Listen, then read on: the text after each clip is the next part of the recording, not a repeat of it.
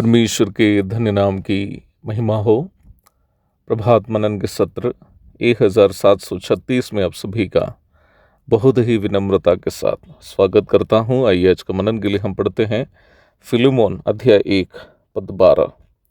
उसी को अर्थात जो मेरे हृदय का टुकड़ा है मैंने तेरे पास लौटा दिया है। अपने पूर्व के मननों में मैं ये बात कई बार कह चुका हूँ कि मसीह में एक दूसरे से हमारा प्रेम वास्तविक उद्धार का एक स्पष्ट संकेत है। हमारा ये प्रेम किसी भी प्रकार के सांसारिक बात का, जैसे पारिवारिक संबंध, मित्रता, सहपाठी होना, आर्थिक या अन्य सहायता प्राप्त करने का परिणाम, या एक सांस्कृतिक भूमिका से ताल्लुक रखने वाले होना आदि का परिणाम नहीं है। अगर मसीह में होने का दावा करने वाले हम इसी प्रकार के किसी कारणवश दूसरे मसीहियों से प्रेम करते हैं तो वो प्रेम हमारा उद्धार का संकेत नहीं है। उद्धार प्राप्त किए हुए लोगों के हृदय में अन्य उद्धार प्राप्त लोगों के प्रति भाईचारे का प्रेम उत्पन्न करना पूर्णतः पवित्र आत्मा का कार्य है। प्रेरित पौलुस स्वयं भी उद्धार पाने के पूर्व मसीहियों से अत्यधिक नफरत करने वाला व्यक्ति था, परंतु उद्धार पाने के बाद वह मसीहियों के लिए अपना प्राण भी जोखिम में डालने वाला बन गया। हाल ही में महाराष्ट्र के एक परिवार के साथ मुझे संगति रखने की सौभाग्यता मिली थी। मैं एक फैमिली कैंप में वचन की सेवा करने के लिए वहाँ गया था। कैंप के आयोजकों के द्वारा निम्न परिवार को ये जिम्मेदारी दी गई थी कि मेरी मेजबानी करें। जब मैं वहाँ पहुँचा था मुझे थोड़ा बहुत सर्दी और खांसी भी हो रहे थे, परंतु मुझे इस बात की निश्चितता थी कि मुझे ये समस्या केवल एक एलर्जिक समस्या है, क्योंकि अक्सर मुझे ये समस्या आती रहती है। निम्न परिवार के बहन गर्भवती थी, जो मुझे थोड़ी सी चिंता में डाल दी थी कि कहीं मेरी सर्दी खांसी उनको ना पकड़े। कैंप के बाद वापस अपना घर पहुंचने के बाद मैंने उस बहन के पति को धन्यवाद कहने के लिए फ़ोन किया। हालचाल पूछने के बाद मैंने उस भाई से पूछा, ब्रदर सिस्टर ठीक है ना, कोई सर्दी वर्दी तो नहीं ना? क्योंकि उन्होंने मेरी तबीयत खराब होने के बाद भी उसका परवाह नहीं करते हुए मेरी सेवा में लगी हुई थी।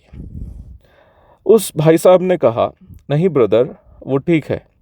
मैंने कहा, ब्रदर मैं इसलिए कैंप के लिए तबीयत ठीक नहीं होने के बाद भी आया क्योंकि मैं इस बात पर सुनिश्चित था कि मुझे कोविड नहीं है। उस समय उस ब्रदर का जवाब मुझे चौंका दिया। उन्होंने मुझसे इस प्रकार कहा, ब्रदर यदि आपको कोविड भी होता तब भी हम आपकी सेवा करता। आप ये बात सुनकर हैरान रह जाएंगे कि निम्न ब्रदर ने अपने पिताजी को मात्र 1 वर्ष के पूर्व ही कोविड से खो दिया था।